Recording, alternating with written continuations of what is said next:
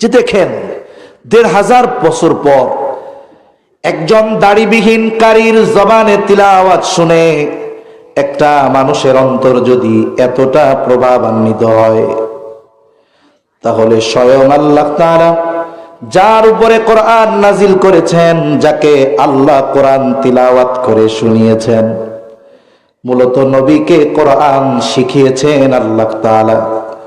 বলেন তো, উনি যখন তিলাওয়াত করতেন, ওনার জবানের তিলাওয়াত যারা শুনতো, তাদের অন্তরের মধ্যে কতটা প্রভাব বিস্তার করত। এই মানুষগুলো শুনতে আসতো কবিতা, দেখতে আসতো জাদু, কিন্তু নবীর ওই পবিত্র জবানে কোরআনের তিলাওয়াত শুনে অন্তরে ঈমানের আলো প্রজ্বলিত করে এরপরে তারা বাড়িতে ফিরত। তাহলে যে কথার থেকে এত কথা যে কাফেররা মানুষদেরকে নবীর থেকে দূরে সরানোর জন্য নবীর ব্যাপারে 4টা শব্দ ব্যবহার করত, কিন্তু নবীজির চরিত্রের ব্যাপারে কখনো অপবাদ দেওয়ার দুঃসাহস তারা করতে পারে নাই। অথচ নবীজিকে হত্যার চেষ্টা তারা বারবার করেছে। নবীজি নামাজে সেজদায় গিয়েছে, উটের নাড়ি ভুড়ি এনে চাপায়া দিয়েছে, নবীজির গলার সাথে শক্ত করে কাপড় পেঁচায়া ধরছে যাতে শ্বাসরুদ্ধ হয়ে মারা যায়। আবার সকল গোত্র থেকে এক একজন প্রতিনিধি নিযুক্ত করেছে সম্মিলিতভাবে নবীজিকে হত্যা করার জন্য। তবুও নবীর চরিত্রের ব্যাপারে অপবাদ দেওয়ার দুঃসাহস তারা করতে পারে নাই। কিন্তু আফসোস লাগে, এই পৃথিবীর কাফেরদের চাইতে মুসলমানের ঘরে জন্ম নেওয়া কিছু নাস্তিক মনা ইসলাম বিদ্বেষী আমার আপনার নবীজির চরিত্রের ব্যাপারে অপবাদ দেওয়ার দুঃসাহস তারা করে। কিন্তু মনে রাখতে হবে, এটা আমার মতো নদুসদু কোনো ব্যক্তি নয়। যদি কোনো ব্যক্তি আমার ব্যাপারে কোনো অপবাদ দেয়, অপবাদ কি? যেটা আমি করি নাই সেটা। অপবাদ কি? বলে যেটা করে নাই ওইটা তার ব্যাপারে বলা, যে এমন মন্দ কাজ যেটার সাথে আমার সম্পৃক্ততা নাই, আমার নামে চাপায় দিচ্ছে। এটা যদি আমার ব্যাপারে কেউ বলে, বড় একটা অংশ বলবে যে হ্যাঁ উনি ওইটা করতে পারে, উনি তো আর ফেরেশতা না, হতেই পারে। কিছু মানুষ বলবে হয়তো না, করতে পারে না। কিন্তু যাদের অন্তরে এটা হবে যে না উনি এই কাজটা করতে পারে, বলেন তো তাদের অন্তরে আমার প্রতি আগে যে মহব্বত ছিল, এই অপবাদ শোনার পরে মহব্বত কমবে না বাড়বে? কমবে। কিন্তু এই পৃথিবীতে এখন 750 কোটি মানুষ আছে, ধরেন 200 কোটি ধরেন মুসলমান, বাকি 550 কোটি মানুষ যদি একযোগে আমার আপনার নবীর চরিত্রের ব্যাপারে কিছু বলে, অপবাদ দেয়, আমি কসম করে বলতে পারি এই 200 কোটি মুসলমান যার অন্তরে ন্যূনতম ঈমান আছে, আল্লাহর কসম ওই ব্যক্তিটাও নবীর ব্যাপারে যদি কেউ অপবাদ দেয় বিশ্বাস তো করবেই না, বরং ওই ন্যূনতম ঈমান যার মধ্যে আছে ও চিন্তা করবে ওই জালেমটাকে যদি কাছে পাইতাম গলা পাড়া দিয়ে জিহ্বাটা বের করে টান দিয়ে ছিঁড়ে ফেলতাম। নবীর ব্যাপারে অপবাদ দিয়ে নবীর উম্মতের অন্তরে নবীর প্রতি ভালোবাসা ন্যূনতম কমানো যাবে না, বরং কি হবে বলে নবীর প্রতি আরো ভালোবাসা বাড়বে। ওই মানুষগুলোর যদি ময়দানে নামতে হয়, যুদ্ধ করতে হয়, দেখা যাবে যে আমার মতো হুজুরের চাইতে এই রকম যুবক দাড়ি নাই, সুন্নাতের উপরে আমল করে না, নবীর মুহাব্বতে জীবন দেওয়া লাগলে সামনের কাতারে ওরা অগ্রসর হয়ে যাবে। ঠিক কিনা বলে? এই পৃথিবীর মুসলমান অনেক দলে মতে বিভক্ত, কিন্তু নবীর ব্যাপারে তাদের মধ্যে কোনো বিভক্তি নাই। এই জন্য এরা অপবাদ দেয়, মনে করে নবীর মুহাব্বত নবীর উম্মতের অন্তর থেকে কমাতে পারবে। এটা কি সম্ভব? সম্ভব না। এখন নবীর ব্যাপারে কি বিষয় অপবাদ দেয় তারা, একটা দুটো আমাদের জানা দরকার। না জানলে অনেক সময় আইসাই হুট করে বলে বসবে, সেজন্য জানা দরকার আমাদের। 1 নাম্বার বলে যে নবী নাকি সম্পদের লোভে খাদিজারে বিয়া করছে, নাউজুবিল্লাহ বলে। এখানে 2-3টা বিষয়ের কথা চলে আসবে ইনশাআল্লাহ। অথচ ইতিহাস যদি ঘাটা হয় দেখা যাবে যে নবীজি খাদিজাকে বিবাহের প্রস্তাবই দেন নাই। বিবাহের প্রস্তাব এসেছে খাদিজার পক্ষ থেকে। কার পক্ষ থেকে? খাদিজার পক্ষ থেকে। খাদিজাতুল কুবরা রাদিয়াল্লাহু তাআলা আনহা নবীজির সাথে বিবাহের আগে ওনার দুই জায়গায় বিবাহ হয়েছে। কয় জায়গায়? দুই জায়গায় স্বামী ইন্তেকাল করেছেন, সন্তান ছিল ওনার। উনি দুই জায়গায় স্বামীর ইন্তেকালের পরে, দুই স্বামীর ইন্তেকালের পরে উনি নিয়ত করছেন আর বিবাহ শাদী করবেন না। স্বামীদের থেকে পাওয়া কিছু সম্পদ, নিজের বাবার থেকে কিছু সম্পদ নিয়ে উনি ব্যবসা শুরু করেছেন। ব্যবসা খাদিজাতুল কুবরা নিজে বাহিরে গিয়ে করতেন না, উনি অন্দরমহলে থাকতেন, ভেতরেই থাকতেন। বিশ্বস্ত মানুষ দ্বারা ওনার ব্যবসা উনি পরিচালনা করতেন। এজন্য অনেকে এই ফতোয়া দিয়া নারীদেরকে রাস্তায় নামায় দিতে চায়, বলে খাদিজাও তো ব্যবসা করেছে। আমরাও বলি খাদিজার মতো করেন, আপনি ঘরে থাকেন, আপনি আপনার বিশ্বস্ত মানুষদের দ্বারা ব্যবসা পরিচালনা করেন। খাদিজাতুল কুবরা রাদিয়াল্লাহু তাআলা আনহা ওনার ব্যবসার ইতিহাসে সবচাইতে বড় কাফেলা পাঠাবেন সিরিয়ায়। ইতিমধ্যে তিনি সারা আরবের নাম করা একজন ব্যবসায়ী হয়ে গেছেন। ওনার কেউ না দেখলেও নামে চিনে যে খাদিজা। সাথে সাথে আরবের অনেক মানুষ, অনেক দেশের রাজা বাদশাহ, অনেক সম্ভ্রান্ত ব্যক্তি বিবাহের প্রস্তাব দিয়েছে ওনাকে। উনি সবার প্রস্তাব ফিরিয়ে দিয়েছেন, না বিবাহ করা যাবে না, করব না। এবং ওই জাহেলিয়াতের সময় ওনার চরিত্রে মুগ্ধ হয়ে মক্কার ওই জাহেলরা ওনার উপাধি দিয়েছে তাহেরা, পুত পবিত্রা। মনে রাখবেন, একটা নারীর বিবাহের কারণে তার চরিত্র নষ্ট হয়ে যায় না। বিবাহ একটা হালাল বৈধ সম্পর্ক, কথা বোঝা গেছে? এজন্য একজন নারীর বিবাহ হয়েছে, একাধিক বিবাহ হতে পারে, এটা তার চারিত্রিক কুলসতার কারণ হতে পারে না। এজন্য খাদিজার চরিত্রে মুগ্ধ হয়ে কাফেররা উপাধি দিয়েছে যে তাহেরা। খাদিজার বয়স তখন 37 বছর। কয় বছর? নবীজির বয়স 22 বছর। খাদিজা তার ব্যবসার ইতিহাসের সবচেয়ে বড় কাফেলা পাঠাবে সিরিয়াতে। ওনার ব্যবসা এক্সপোর্ট ইম্পোর্টের ব্যবসা। শুধু এক্সপোর্ট করতেন না, উনি ইম্পোর্টও করতেন। সিরিয়ার বাজারে মক্কার যেই পণ্যগুলোর চাহিদা, ওই পণ্যগুলো নিয়ে সিরিয়ায় যাওয়া হবে, ওখানে বিক্রয় করা হবে। আবার সিরিয়ার যেই পণ্যগুলোর চাহিদা মক্কার বাজারে, ওখান থেকে কিনে এনে মক্কার বাজারে বিক্রয় করা হবে। এত বড় এক দায়িত্ব জিম্মাদারি দেওয়ার জন্য খাদিজা একজন বিশ্বস্ত মানুষ খুঁজতেছে, কিন্তু খুঁজা পায় না, পেরেশান যে বিশ্বস্ত মানুষ ছাড়া তো দায়িত্ব দেওয়া কঠিন। এই খবর আবার আবু তালেব জানতে পারছে। আবু তালেব নবীজির চাচা, জানতে পারছে যে খাদিজা এরকম একজন মানুষ খুঁজতেছে তার ব্যবসার দায়িত্ব দেওয়ার জন্য। ওই বছর মক্কায় আবার একটু দুর্ভিক্ষ ছিল, মানুষের অভাব। তা আবু তালেব আইসা আমার আপনার নবীকে বলতেছে, মোহাম্মদ, খাদিজা তো একজন বিশ্বস্ত মানুষ খুঁজতেছে, তো তুমি খাদিজার কাছে যাও, গিয়া বলো যে আমি আপনার এই কাফেলার দায়িত্ব নিতে চাই। খাদিজা তোমার চরিত্রের ব্যাপারে জানে, তুমি বললেই সে তোমাকে এই দায়িত্বটা দিয়ে দিবে। আমার আপনার নবী কি বলেন? বলে, আমি চেয়ে দায়িত্ব নিতে পারবো না। সে যদি আমাকে দায়িত্ব নেওয়ার প্রস্তাব দেয় সেটা ভিন্ন কথা, কারণ চেয়ে দায়িত্ব নেওয়া আর দায়িত্ব চাপায়া দেওয়া দুইটা কি এক নাকি? মনে করেন যে কোনো একটা বিষয়, এখানে একটা দায়িত্বর বিষয়, আপনারা চিন্তা করতেছেন কারে দায়িত্ব দেওয়া যায়। আমি মাইক একটা নিয়ে বললাম, ভাই সকল, এই দায়িত্বটা আমাকে দেন, আমি নিতে চাই। এখন দায়িত্বটা আমি চেয়ে নিলাম, এই দায়িত্ব পালনে আমি সম্পূর্ণ ফ্লপ, ব্যর্থ। তখন আপনারা কি করবেন? আপনারাও তো মাইক নিয়ে কইবেন, হুজুর জাইলার কাম কুষ্টা কাটা না। হ্যাঁ, আপনি হলো ইমামতি করবেন, মাদ্রাসায় পড়াবেন, ওয়াজ মাহফিল করবেন, আপনার দায়িত্ব নিতে কইছে কেডা? তার মানে দায়িত্ব চেয়ে নেওয়ার পরে যদি দায়িত্বে ত্রুটি হয় কেউ বলতে ছাড়বে। কিন্তু বিষয়টা যদি একটু ব্যতিক্রম হয়, মনে করেন আপনারা আমার জোর করে দায়িত্ব দিচ্ছেন, আমি কই না না না না, আমি এই দায়িত্ব নিতে পারব না। আপনারা বলতেছেন, আরে হুজুর দায়িত্ব নেন, আমরা তো আছি। জোর করে আমার উপরে দায়িত্ব চাপায়া দিলেন, এখন আমি এই দায়িত্ব ঠিকমতো পালন করতে পারলাম না। আপনারা কিছু বলার আগে আমি জোর গলায় কমু, আরে মিয়া আমারে দায়িত্ব দিছেন কেন? ঠিক কিনা বলেন? তাহলে দায়িত্ব চেয়ে নেওয়া আর চাপায় দেওয়া এক বিষয় নয়। হযরত লোকমান নামে একটা সূরা আছে কোরআনে, ওনার ব্যাপারে তাফসীরে আসছে যে ওনার কাছে নবুয়ত আর হিকমত এই দুইটা জিনিস পেশ করা হয়েছে। বলা হয়েছে আপনার যেটা মন চায় আপনি নেন, গ্রহণ করেন। হযরত লোকমান নবুয়ত আর হিকমত থেকে হিকমত গ্রহণ করেছেন, নবুয়ত গ্রহণ করেন নাই। অথচ প্রত্যেকটা নবী পরিপূর্ণ হিকমতওয়ালা।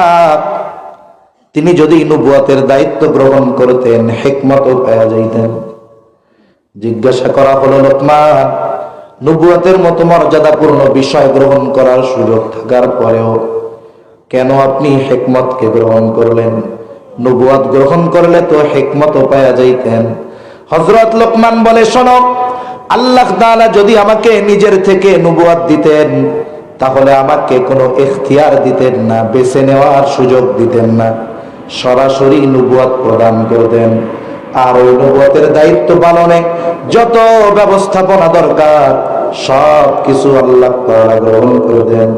কিন্তু যদি আমি নিজে থেকে নবুয়তের দায়িত্ব চেয়ে নিতাম, বেছে নিতাম, তাহলে ওই নবুয়তের দায়িত্ব পালন করতে গিয়ে যদি কোনো ত্রুটি বিচ্যুতি হতো তাহলে আল্লাহ তাআলার সামনে জবাবদিহিতার কাঠগড়ায় দাঁড়ানো লাগতো।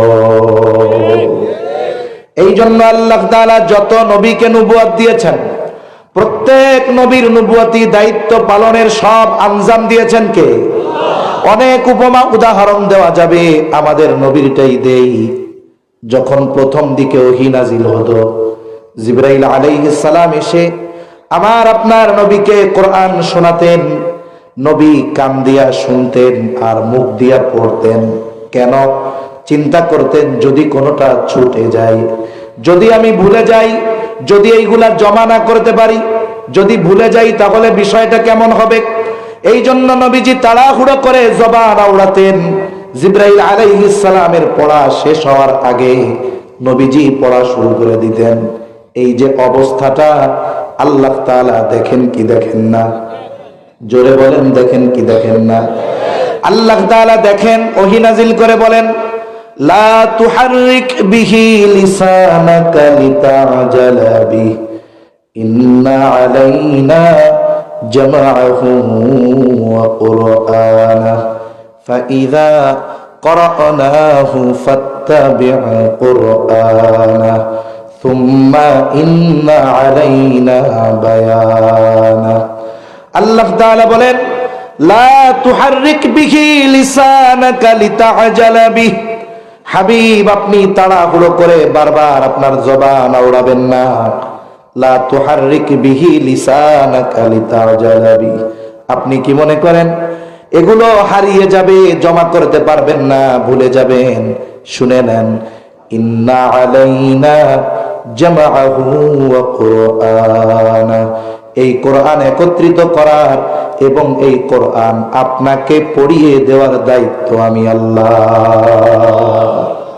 এটা জমা করার দায়িত্ব আমার, আপনাকে পড়িয়ে দেওয়ার দায়িত্ব আমার। সুতরাং আপনি কি করবেন? ফাইযা ক্বরানাহু ফাত্তাবি' কুরআনাহু, আপনি তখন যখন আমি আপনারে কোরআন তিলাওয়াত কইরা শোনাই, অর্থাৎ আমার কথাগুলো জিবরাইল আপনারে যখন শোনায়, আপনি তখন তার অনুসরণ করবেন। মানে পড়াগুলো খেয়াল দিয়ে শুধু শুনবেন আর শুনে নেন। শুধু কোরআনের শব্দ অর্থ এগুলো জমা করার দায়িত্ব যে শুধু আমার, এমনটা নয়। আল্লাহ তাআলা বলেন, সুম্মা ইন্না আলাইনা বায়ানা, এই কোরআনের ব্যাখ্যা যেটা হবে এটাও হেফাজত করার দায়িত্ব, আপনাকে শেখায়া দেওয়ার দায়িত্বটাও আমার। এজন্য কোরআন শুধু শাব্দিকভাবে হেফাজতকৃত তা নয়, কোরআনের অর্থ যেমন হেফাজত, কোরআনের ব্যাখ্যাও তেমন আল্লাহ হেফাজত করেছেন। এই কারণে এই পৃথিবীর কেউ যদি কোরআনের অপব্যাখ্যা করে, উলামায়ে কেরাম চুপ করে বসে থাকে না, বরং ওই অপব্যাখ্যাকারীর বিরুদ্ধে দুর্বার আন্দোলন গড়ে তোলে। ঠিক কিনা? এই পৃথিবীতে কেউ কোরআনের অপব্যাখ্যা করে পালিয়ে যেতে পারবে না, কারণ এই কোরআনের ব্যাখ্যা হেফাজতের দায়িত্ব কার? আল্লাহ। এখন এই দায়িত্বগুলো আল্লাহ কেন নিয়েছেন? বলে নবীরে নবুয়ত দিছেন আল্লাহ, এই নবুয়তের জিম্মাদারি পালন করার জিম্মাদারিও কার? ব্যবস্থাপনা গ্রহণ করার জিম্মাদারিও আল্লাহ। এজন্য দায়িত্ব নেওয়া আলহামদুলিল্লাহ, আর দায়িত্ব চাপায়া দেওয়া বিষয়টা এক নয়। এবার আবু তালেব চলে গেছে খাদিজার কাছে, গিয়া বলে খাদিজা আপনি নাকি একজন লোক খুঁজতেছেন, তা আমার ভাতিজা মোহাম্মদ কেমন হয়? খাদিজার সাথে সাথে চিন্তার চেহারা হাসি হয়ে গেছে, চিন্তা মুক্ত হয়ে গেছে, বলে মোহাম্মদ হলে তো ভালোই হয়, আমি তো আরো চিন্তা করতেছি মোহাম্মদ কি এই দায়িত্ব নিবে। আবু তালেব এবার বলে খাদিজা তবে একটা বিষয়, আপনি যদি মুহাম্মদকে প্রস্তাব দেন হয়তো সে আপনার কথা মেনে নিতে পারে। খাদিজা কি বলে? খাদিজা বলে আবু তালেব মুহাম্মদ ব্যতীত অন্য কারো ব্যাপারে যদি আপনি এই কথাটা বলতেন, কশ্চিন কালেও মুহাম্মদ ব্যতীত আমি অন্য কাউকে এই কথা বলতাম না। যে আমার মুহাম্মদকে প্রস্তাব দিতে কোনো বাধা নাই, কিন্তু অন্য কারো ব্যাপারে বললে এটা আমি জীবনেও করতাম না। কতটা ইগোওয়ালা, আত্মসম্মানবোধওয়ালা রমণী ছিলেন খাদিজাতুল কুবরা রাদিয়াল্লাহু তাআলা আনহা। উনি একজন বিদুষী বুদ্ধিমতী নারী ছিলেন। একজন নবীর নবুয়তির পরে যেই ঝড় তার বিরোধীদের পক্ষ থেকে আসবে, এটা ট্যাকেল দেওয়ার জন্য আল্লাহ তাআলা স্পেশাল ভাবে নবীজির জন্য খাদিজাতুল কুবরাকে তৈরি করেছেন। সুবহানাল্লাহ বলেন। রাসূলুল্লাহ সাল্লাল্লাহু আলাইহি ওয়াসাল্লামকে প্রস্তাব দিলেন খাদিজা। নবীজি এইবার সফরে রওনা হয়ে গেলেন। নবীর সাথে খেদমতের জন্য দেওয়া হলো খাদিজার একজন বিশ্বস্ত দাস গোলাম, তার নাম হলো মায়সারা, যাকে বলতো খাদিজা এটা আমার চোখ, এতটা বিশ্বস্ত ছিল। মায়সারাকে বলা হলো তুমি গোটা কাফেলার সবার দিকে খেয়াল রাখবা, বিশেষ করে মুহাম্মাদের প্রতি খেয়াল রাখবা। সফর শুরু হলো, শেষ হলো। নবীজি মক্কা থেকে যেই পণ্যগুলো সিরিয়ায় নিয়ে গেলেন প্রায় দ্বিগুণ লাভে নবী বিক্রয় করলেন। আবার সিরিয়া থেকে যেই পণ্যগুলো মক্কা এনেছেন এগুলো প্রায় দ্বিগুণ লাভে নবীজি বিক্রয় করলেন। এক সফল ব্যবসায়িক সফর নবীজি শেষ করলেন। এইবার মায়সারার কাছে গোটা সফরের কারগুজারি শুনতে চায় খাদিজা। মায়সারা গোটা সফরের কারগুজারি শুনাইল। নবীর ব্যাপারে স্পেশাল কিছু কথা মায়সারা খাদিজাতুল কুবরাকে বলল। এর মধ্যে একটা হলো, বলে খাদিজা দুপুরবেলা প্রচন্ড রোদ, আকাশের কোথাও কোনো মেঘ নাই, আমরা পথ চলতেছি মুহাম্মাদের সাথে। আমি খেয়াল করতাম যখনই রোদের মাঝে মুহাম্মদ পথ চলতো, আকাশের কোথাও কোনো মেঘ না থাকলেও একখণ্ড মেঘ সব সময় সূর্যকে আড়াল করে মুহাম্মদকে ছায়া দিতে থাকতো। বলে আর একদিন মুহাম্মদ এক জায়গায় গাছের ছায়ায় বিশ্রাম নিচ্ছে। স্বাভাবিকভাবে সূর্য সরে যাওয়ার সাথে সাথে গাছের ছায়াও সরে যাবে, এটাই স্বাভাবিক। কিন্তু আমি খেয়াল করলাম সূর্য সরে গেছে কিন্তু ছায়া সরে না জায়গায়। আমি কাছে গিয়ে খেয়াল করে দেখলাম সূর্য সরে গেছে, তাতে কি গাছটা বাঁকা হয়ে ঝুঁকে মুহাম্মদকে ছায়া দিচ্ছে। আরেকদিন আরেক জায়গায় মুহাম্মদ বিশ্রাম নিচ্ছে। আমার সাথে একজন পাদ্রীর দেখা। মুহাম্মদকে দূর থেকে দেখে পাদ্রী আমাকে তার পরিচয় জানতে চাইল। আমি বিস্তারিত পরিচয় বললাম, নাম বললাম, বংশ বললাম, গোত্র বললাম। তার দৈহিক গঠনও আমার কাছে শুনতে চাইল, সব বললাম। এইবার ওই পাদ্রী বলে শোনো, এই যুবক হয়তো ভবিষ্যতে নবী হবে। খাদিজাতুল কুবরা যখন কথাটা শুনছে, ওই যে দেখেন যখন নবী নবুয়াত পেয়েছে, হিরা গুহায় জিবরাইল আলাইহিস সালামের সাথে সাক্ষাৎ। জিবরাইল আলাইহিস সালাম বুকের সাথে চাপ দিছে। নবীজি প্রচন্ড ভীত, জ্বরাক্রান্ত, কাঁপতে কাঁপতে খাদিজার কাছে আইসা কয় আমার একটু কম্বল আবৃত কইরা দাও। এইবার নবীজিকে নিয়া খাদিজাতুল কুবরা তার চাচাতো ভাই ওয়ারাকা বিন নওফেলের কাছে নিয়ে গিয়েছিল। এ তো নবুয়তির পরে, কিন্তু সিরাতের কিতাবের মধ্যে লেখে যখন মায়সারা বলছে মুহাম্মদ ভবিষ্যতে নবী হবে, এমনটা ওই পাদ্রী বলেছে, ওই সময় খাদিজা তার চাচাতো ভাই ওয়ারাকা বিন নওফেলের কাছে গেছে। গিয়া বলে, ভাই তুমি তো বড় আলেম, কাছাকাছি সময়ে আরব ভূখণ্ডে কোন নবী আগমনের সম্ভাবনা আছে কিনা? আরাকা বিন নওফেল তখন বলেছে, হ্যাঁ, যে আলামত বোঝা যায় অচিরেই আরব ভূখণ্ডে মহামানবের আগমন ঘটবে। এটা যখন খাদিজা শুনছে, তখন থেকেই খাদিজা, নবী তো হয় নাই ঠিক, কিন্তু তখন থেকেই নবীজির প্রতি খাদিজার আলাদা একটা মোহাব্বত, ভালোবাসা তৈরি হয়ে গেছে। ওই যে শুইনা আসছে যে নবী হইতে পারে, আর নবী হওয়ার জন্য যেই চরিত্র দরকার, আল্লাহ তাআলা আমার আপনার নবীকে শুরুর থেকে সেইভাবেই গড়ায়া তুলছে। যেই মহিলা বিবাহ করতে চায় নাই, এখন সে বান্ধবীদের সাথে শুধু মোহাম্মদের প্রশংসা করে।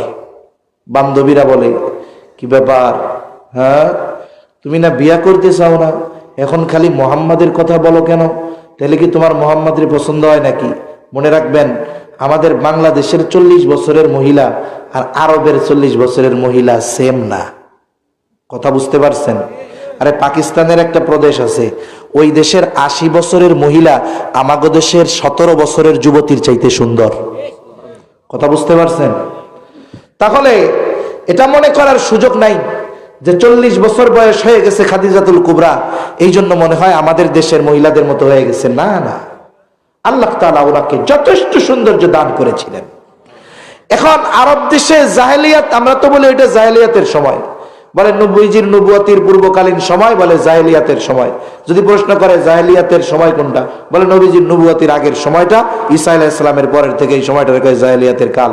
কিন্তু ওই সময়ের কিছু মানুষ, কিছু চিন্তাধারা আমাদের চাইতে ভালো ছিল, বরং এখনকার সময়ে আমাদের কিছু চিন্তাধারা ওই জাহেলিয়াতের সময়কেও হার মানায়।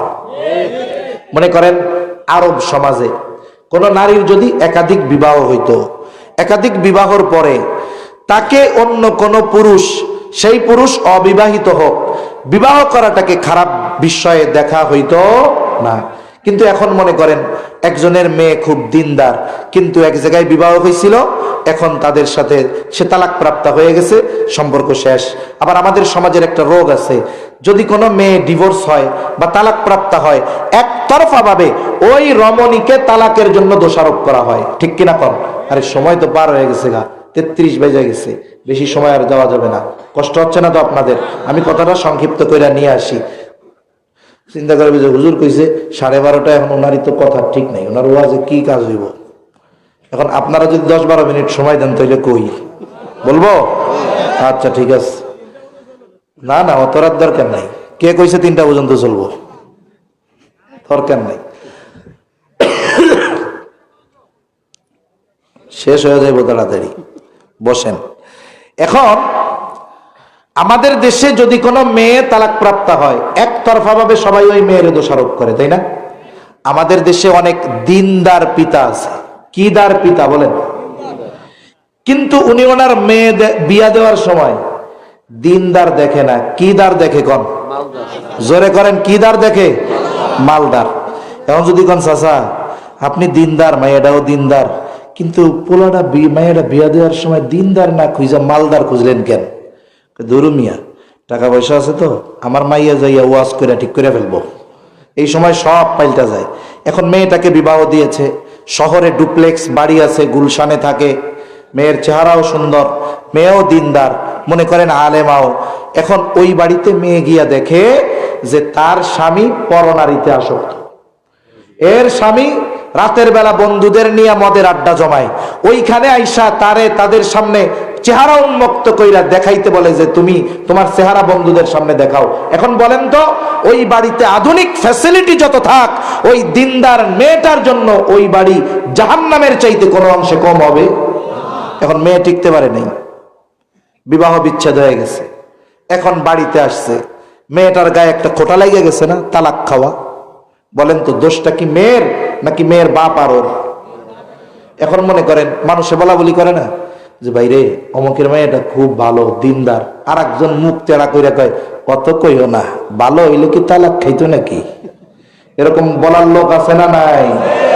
এখন এই ক্ষেত্রে কি তালাক প্রাপ্ত হওয়ার জন্য মেয়েটার কোনো দোষ আছে? তাহলে আপনি যে তারে দোষ দিলেন, এত অপবাদ দিলেন, ইসলাম থাকলে সাইজ করা হইতো।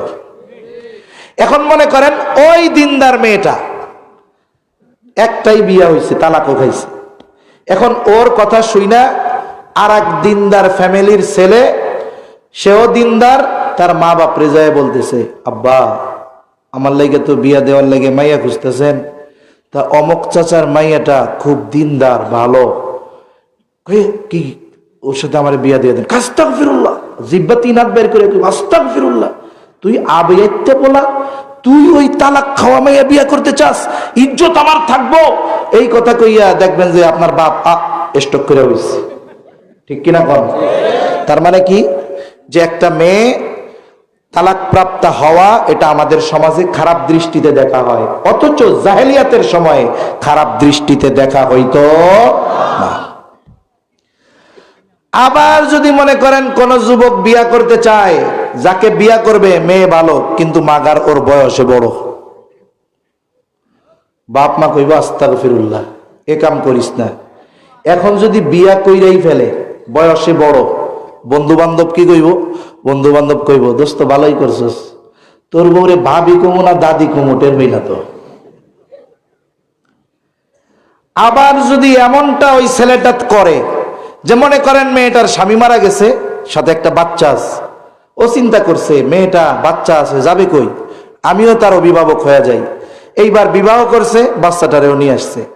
কয়দিন পরে বন্ধুরা কইব, দোস্ত ভালোই কি, কয় আমরা বাজার থেকে 5 লিটার তেল কিনি, একটা লাট সাবান ফ্রি পাই, আর তুমি বিয়া কইরা পোলাপান ফ্রি পাইছ।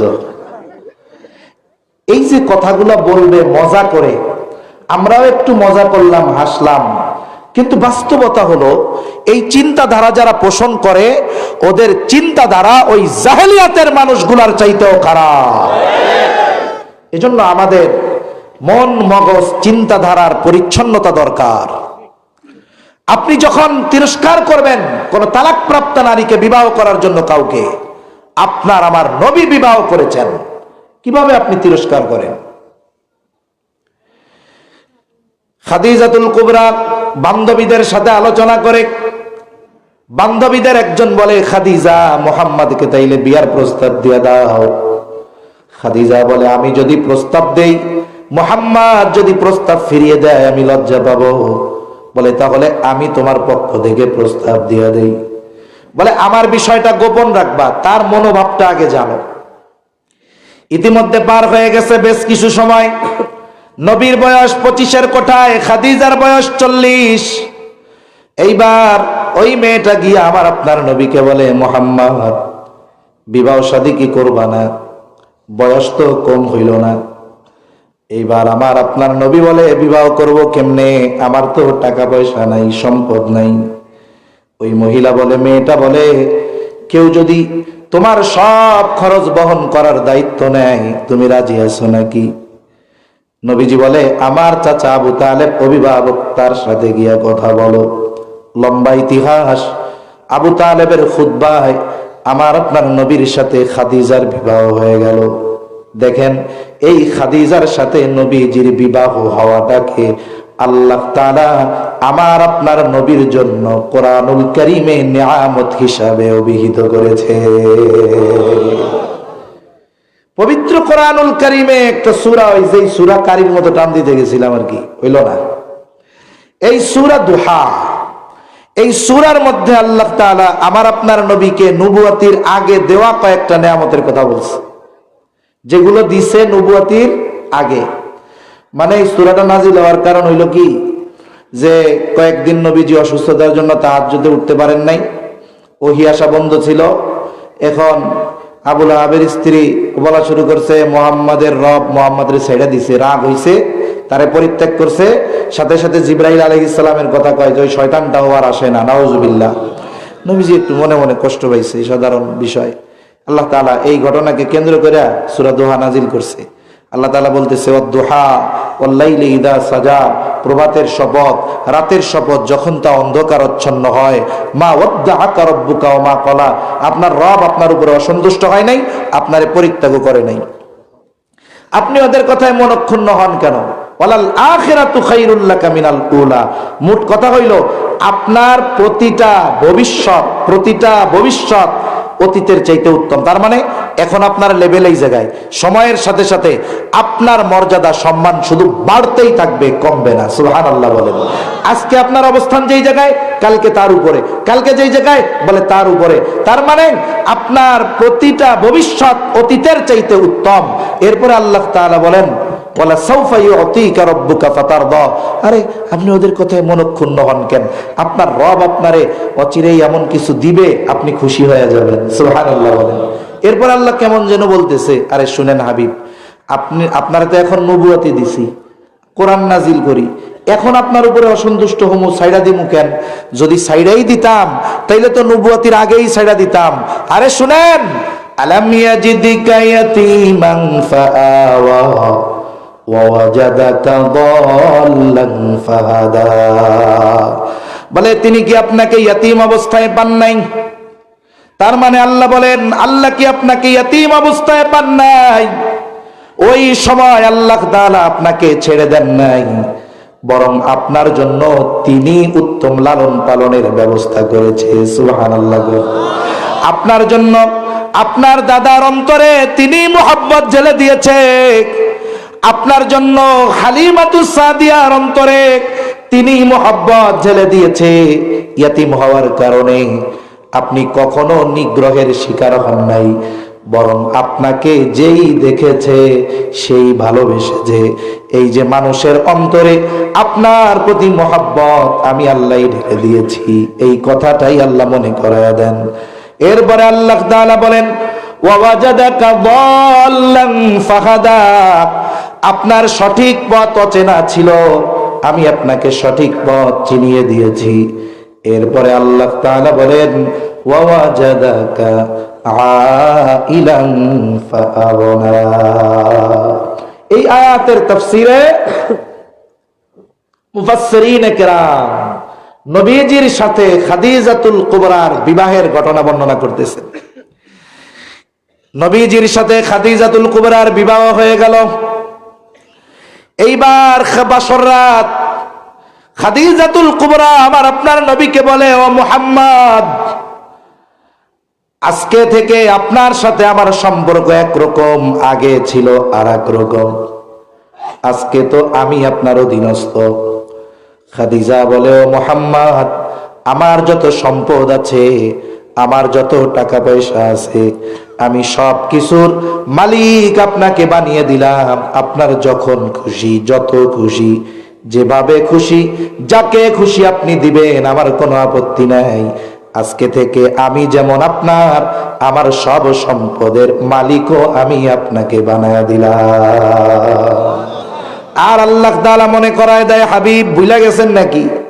ওয়াজাদাকা আইলান ফাআগনা। আপনি নিঃস্ব ছিলেন, টাকা পয়সা ছিল না, আপনারে আমি আল্লাহ খাদিজার সাথে বিবাহ দেওয়ার মাধ্যমে আমি আল্লাহ আপনারে ধনী বানায়া দিয়েছি। একটু চিন্তা করে দেখেন, বলেন তো, আমার আপনার নবী খাদিজাকে বিয়ের প্রস্তাব দিয়েছে নাকি? খাদিজার পক্ষ থেকেই প্রস্তাব এসেছে। আর সব কিছুর সিস্টেম যিনি করে রেখেছেন তিনি কে? তাহলে এক নম্বর বিষয় বলে সম্পদের লোভে খাদিজারে বিয়ে করছে, নাউজুবিল্লাহ, নবীজি প্রস্তাবও দেন নাই। দ্বিতীয় আরেকটা বলে নবীজি নারী লোভী ছিলেন, নাউজুবিল্লাহ কোন? নবীজি যখন দাওয়াত দেওয়া শুরু করছে মক্কায়, সম্ভবত উতবা ইবনে রাবিয়ারে পাঠায় দিচ্ছে সবাই, নবীজি কাবার সামনে বসা, যা যা একটু লোভ টোপ দে, এই টাকা পয়সা ধন দৌলতের লেগে এরকম করে নাকি জিগা। এবার ও যায় নবীজির কাছে বলতেছে, বাতিজা তোমার কি সমস্যা, তুমি এমন করো কেন, বাপদাদার ধর্মরে গালি দাও কেন? ও মুহাম্মদ, তোমার কি নেতা হতে মনে চায়? তোমার যদি নেতৃত্বের বাসনা থাকে বলো, আমরা সবাই মিলা তোমারে আমাদের নেতা বানায়া দিব। তুমি কি চাও সবার চাইতে ধনী হবা? বলো, আমরা সবাই মিলে তোমাকে আমাদের মধ্যে সবচাইতে বড় ধনী বানায়া দিব। তোমাকে কোনো জিন তোমার ক্ষতি করতেছে নাকি বলো, আমরা তোমার চিকিৎসার ব্যবস্থা করে দিব। তুমি কি ধরো নারীর জন্য এমনটা করতেছো কিনা বলো। মুহাম্মদ, তুমি যদি চাও আমাদের প্রত্যেকের ঘরের দরজা তোমার জন্য খোলা থাকবে, যার কন্যা খুশি তাকে তুমি গ্রহণ করবা, কোনো আপত্তি আমাদের নাই। বলেন তো, নবীজি যদি নারী লোভী হতেন, নাউযুবিল্লাহ, এত বড় অফার দেওয়ার পরেও নবীজি তো বসে থাকতেন না। আবার দেখেন, নবীজি যদি নারী লোভী হতেন, খাদিজাকে বিবাহ করেছেন, নবীজির বয়স 25, খাদিজার বয়স 40। নবীজি খাদিজার সাথে সংসার করেছে 25 বছর। ওই সময় আরবে একাধিক বিবাহ এটা সাধারণ বিষয় ছিল। কিন্তু আমার আপনার নবী তার চাইতে বয়সে বড় 15 বছর। খাদিজা তার সাথে 25 বছর সংসার করেছেন।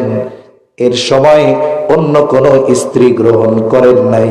শুধু তাই না, খাদিজার ইন্তেকালের পরে নবীজি কথা বলেছেন, যদি আজও খাদিজা বেঁচে থাকতো, খাদিজা যদি বেঁচে থাকতো, আমি স্ত্রী হিসাবে অন্য কোন নারীকে কখনোই গ্রহণ করতাম না। তাহলে যারা বলে আমার আপনার নবী নারী লোভী, এরা নিঃসন্দেহে বেয়াদব, মূর্খ আর শয়তান। ঠিক কিনা? এজন্য মনে রাখতে হবে, আমার আপনার নবী অর্থলোভী ছিলেন না, আমার আপনার নবী নারী লোভী ছিলেন না, আমার আপনার নবী ক্ষমতা লোভী ছিলেন না। যদি থাকতেন, লোভী হতেন, তাহলে মক্কার মানুষেরা একবার নয় বারবার এই সমস্ত প্রস্তাব আমার নবীর সামনে দিয়েছে। ঠিক কিনা কম? তাহলে যেই লোকটা একটা 40 বছরের নারীকে নিয়ে 25 বছর ঘর করেছে, 65 বছর বয়সে ইন্তেকাল করেছেন খাদিজা, তিনি যদি নারী লোভী হতেন, বিবাহ করতেন। কিন্তু নবীজি খাদিজার ইন্তেকালের পরে যতগুলো বিবাহ করেছেন, একজন শুধু কুমারী আয়েশা সিদ্দিকা রাদিয়াল্লাহু তাআলা আনহা। এরপরেও নবীজি প্রথমেই যায় কন্যায় বিয়ার কথা, নবীজি পর পর 3 দিন আয়েশা সিদ্দিকাকে বিবাহ করার ব্যাপারে স্বপ্ন দেখছেন। আর নবীর স্বপ্ন কি বলেন? ওহী। নবীর স্বপ্ন কি? ইব্রাহিম আলাইহিস সালাম স্বপ্ন দেখে সন্তানকে জবাই করতে নিয়ে গেছে। কেন? বলে নবীদের স্বপ্ন ওহী। পৃথিবীর কোন ওলি আল্লাহ পীর মাশায়েখের সব স্বপ্ন ওহী নয়। এজন্য অনেক পীর সাহেব বাংলাদেশে আছে, স্বপ্নে দেখে নামাজ কালাম বাদ দিয়ে দেয়। এটা হলো শয়তান নাম্বার 1। শয়তান নাম্বার কি? 1। নবীজি পরপর 3 দিন স্বপ্নে দেখার পরে ওনার এক আত্মীয়র মাধ্যমে এই কথা জানিয়েছেন।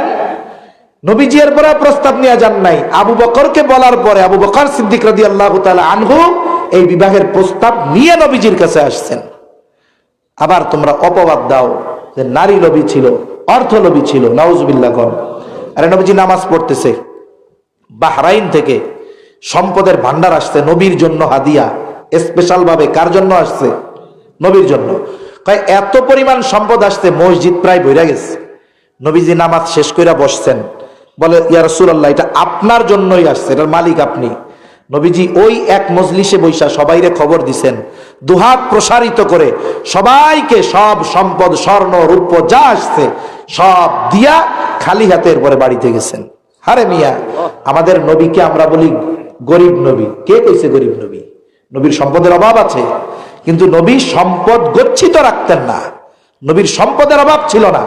এজন্য বাস্তবিকভাবে হালতের দিক দিয়ে নবী গরিব না, কিন্তু গরিবী হালতকে তিনি বেছে নিয়েছেন। এটা তিনি বেছে নিয়েছেন।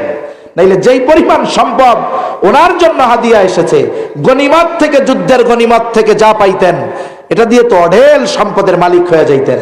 কিন্তু নবীজি দুহাত প্রসারিত করে দান করে দিতেন এবং দরিদ্র হালতকে তিনি নিজের জন্য বেছে নিয়েছেন। তাহলে বলেন, যারা বলে যে আমার আপনার নবী সম্পদের লোভে খাদিজা থেকে বিবাহ করছে, তারা কি কথা বলে? মিথ্যা কথা। যারা বলে নবীজি নারী লোভী, তারা কি কথা বলে? মিথ্যা কথা বলে। আর একটা বিষয় বলে, এটা একটু ইম্পর্টেন্ট বিষয়, সময় লাগলেও বইলা দেই। আর একটা অপবাদ দেয় যে নবী তার পুত্রবধূরে বিয়া করছে। নাউজুবিল্লাহ। কারণ ইসলামী শরিয়াতে যদি কোন লোকের ছেলে একটা মহিলারে বিয়া করছে, এখন তারে তালাক দিয়ে দিছে, এই তালাক প্রাপ্তা নারীকে ওই ছেলের বাপ, মানে ওই মহিলার যে শ্বশুর ছিল, সে বিয়া করতে পারবে না। এটা শরীয়তের নিয়ম। আরব সমাজে একটা কুসংস্কার চালু ছিল। বলে কি কুসংস্কার?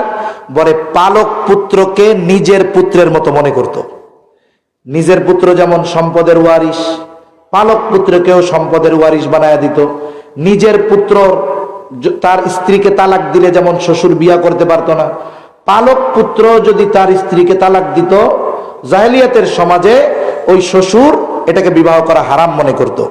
কিন্তু বাস্তবতা কি বলে, এই পালক পুত্র আর নিজের পুত্রের হুকুম এক নয়। আমাদের সমাজে অনেকের আছে, এই জন্য কথাটা জানার দরকার। আপনারা জানলে হয়তো অন্যদেরকেও বলতে পারবেন।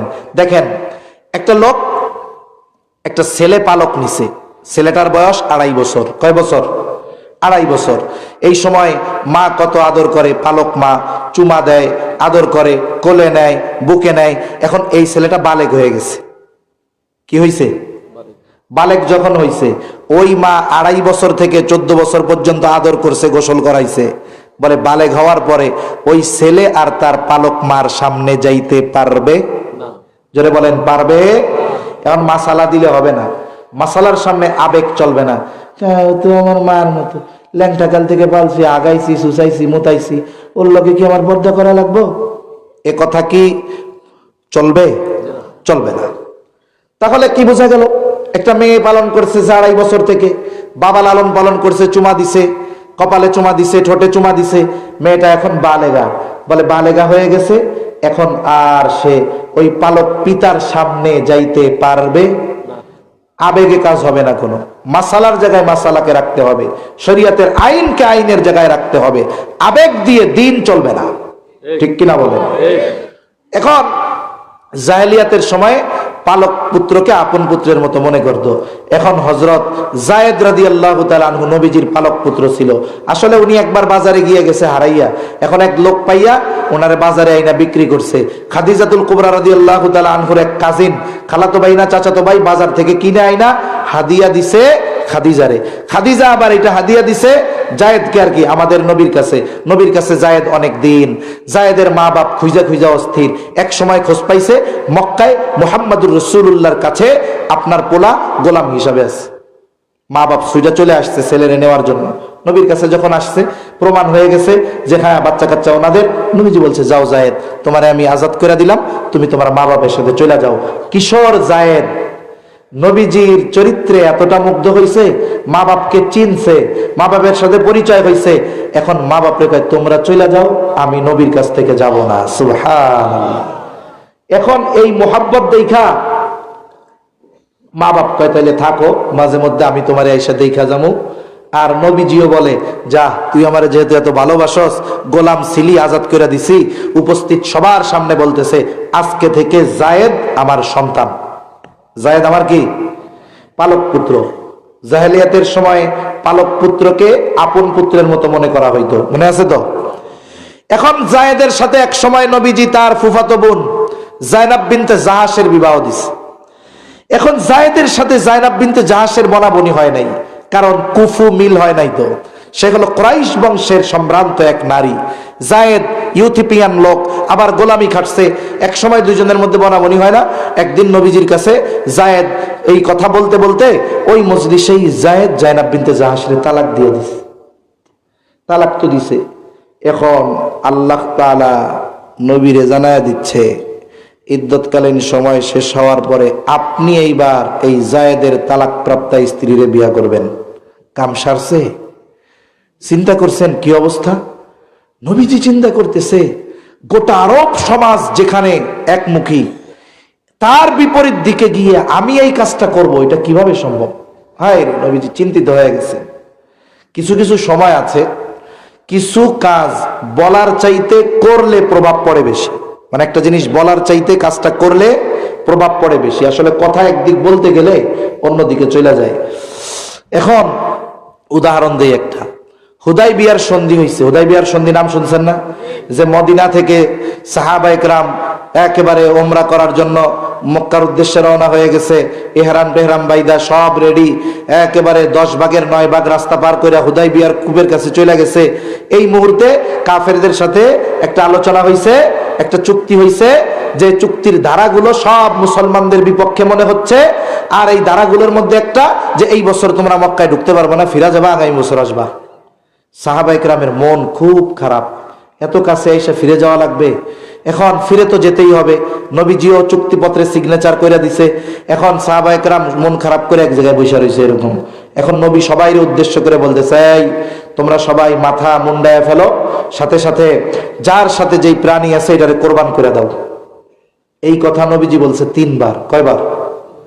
3 বার সাহাবায়ে কেরামকে বলছে। ওনাদের কোনো নড়াচড়া নাই, ওনারা রোবটের মতো হয়ে বয়ে রইছে। ওই সফরে নবীজির সাথে ছিলেন উম্মে সালামা রাদিয়াল্লাহু তাআলা আনহা। নবীজি তাবুর মধ্যে গিয়া উম্মে সালামা রাদিয়াল্লাহু তাআলা আনহার কাছে অবস্থা খুলে বললেন। উম্মে সালামা রাদিয়াল্লাহু তাআলা আনহা বলেন, ইয়া রাসূলুল্লাহ, এরা তো এমন নয় যে আপনি আদেশ দেওয়ার পরে আপনার আদেশ তারা মান্য করবে না। হয়তো তারা মনক্ষুণ্ণ, মনোকষ্টের কারণে আপনার কথা হয়তো খেয়াল করে নাই। আপনার তাদের আর কিছুই বলার দরকার নাই। আপনি আপনার জন্তুটা নিয়ে তাদের সামনে জবাই করে দেন। নবীজি এইবার নবীর সাথে যেই জন্তুটা ছিল তিনি এনে সাহাবায়ে কেরামের সামনে যখন জবাই করে দিলেন, কিছুই বলা লাগে নাই, সবাই উঠে গেল, মাথা মুন্ডায় ফেললো। যার সাথে যেই প্রাণী ছিল তৎক্ষণাৎ সেগুলোকে তারা জবাই করে দিল। তার মানে কিছু সময় আছে বলার চাইতে কাজটা করলে প্রভাব পড়ে বেশি। আল্লাহ তাআলা চাইলে আইনটাকে ওহী আকারে নাজিল করে দিতে পারতেন, কিন্তু আল্লাহ তাআলা এই আইনের প্র্যাকটিক্যাল আমার আপনার নবীর মাধ্যমে করাতে চান। কেন?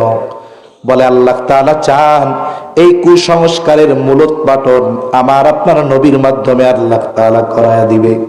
আল্লাহর নির্দেশ যতই খারাপ মানুষ মনে করুক না কেন, আল্লাহ তাআলা যখন কোনো আদেশ করবে ওটা মানুষের চোখে খারাপ মনে হলেও করার কিছু নাই। আল্লাহ তাআলার আদেশে নবীজি জায়নাব বিনতে জাহাশের সাথে নবীজি বিবাহ করলেন। কাফেররা বলা শুরু করলো, দেখো মুহাম্মদ নিজের পুত্রবধূকে বিবাহ করতেছে। এ কথা তারা বলা শুরু করলো। আর আল্লাহ তাআলা বলেন, মা কানা মুহাম্মাদুন আবা আহাদিন মির রিজালিকুম ওয়ালাকিন রাসূলুল্লাহি ওয়া খাতামান নবিয়্যিন। আল্লাহ তাআলা বলেন, মুহাম্মদ সাল্লাল্লাহু আলাইহি ওয়াসাল্লাম তোমাদের কোন পুরুষের পিতা নন, তিনি আল্লাহর রাসূল, তিনি হলেন শেষ নবী। এ কথার দ্বারা আল্লাহ তাআলা জানায় দিলেন যে শোনো, পালক পুত্র কখনো নিজের পুত্রের মতো হতে পারে না। নবীজির মাধ্যমে এই কুসংস্কারের মূলোৎপাটন আল্লাহ তাআলা করিয়ে দিয়েছেন। জায়নাব বিনতে জাহাশেরও আলাদা একটা মর্যাদা ছিল।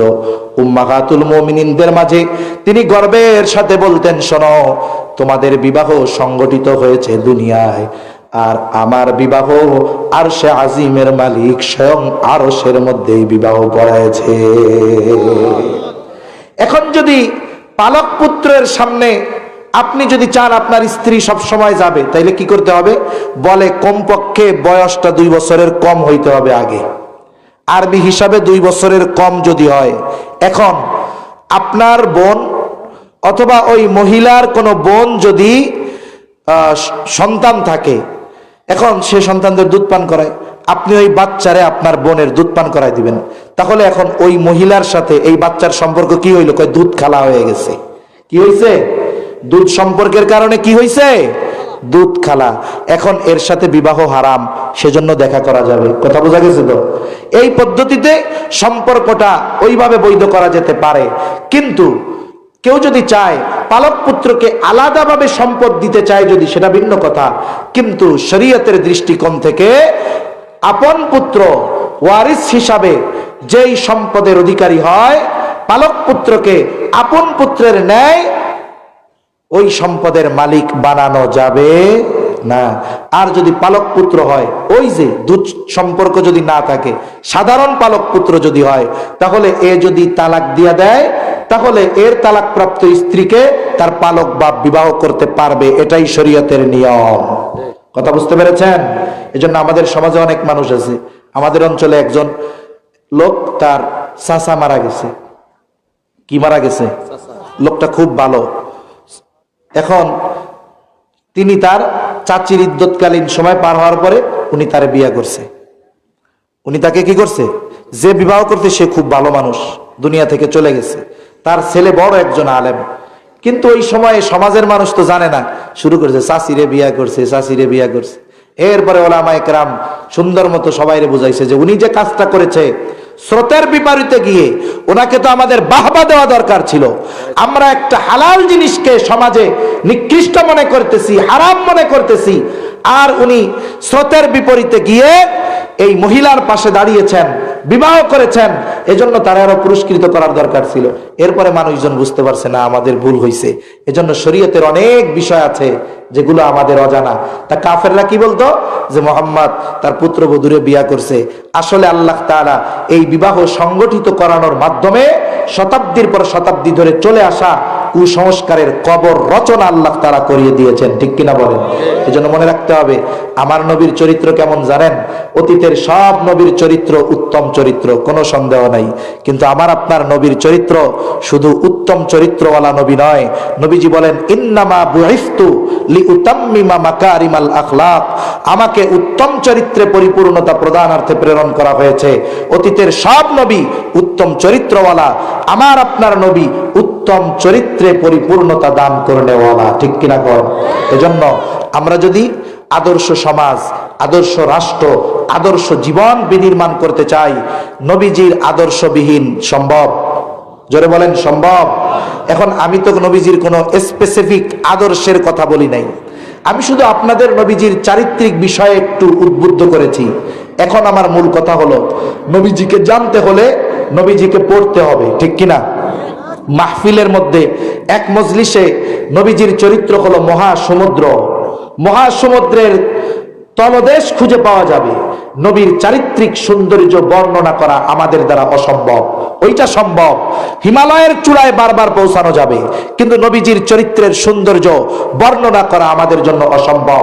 এরপরেও যতটুকু আমরা জানতে পারি সিরাতের কিতাবের মাধ্যমে, আমাদের আজকের প্রতিজ্ঞা হবে এটা, আমরা কোরআনুল কারীম ঘরে রাখি, সাথে সাথে নবীজির একটা সিরাত ঘরে রাখবো, আমরা অধ্যয়ন করব, সন্তানদেরকে দিয়ে পড়াবো, আমার যুবক ছেলেকে পড়বো, বলবো যে তুমি পড়ো নবীজির যৌবনকাল কেমন ছিল।